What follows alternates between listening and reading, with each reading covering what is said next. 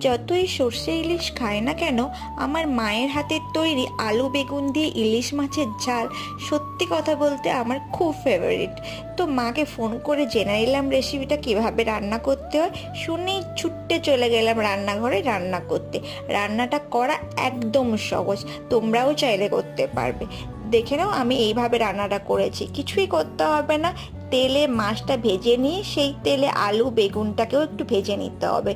ভেজে নিয়ে একটু শুকনো লঙ্কা তেজপাতা দিয়ে রসুন কুচি দিয়ে তার উপরে পেঁয়াজ টমেটো আদা এসব দিয়ে স্বাদ মতো লবণ দিতে হবে।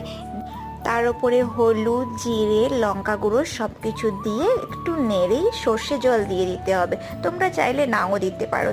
ঝোলটা ফুটে এলে মাছটা দিয়ে দিতে হবে। দেখো আমার রান্নাটা রেডি হয়ে গেছে। তোমরা কিন্তু জানিও রেসিপিটা কেমন লাগলো। আজকের জন্য টাটা, পরের ভিডিওতে আবার দেখা হবে।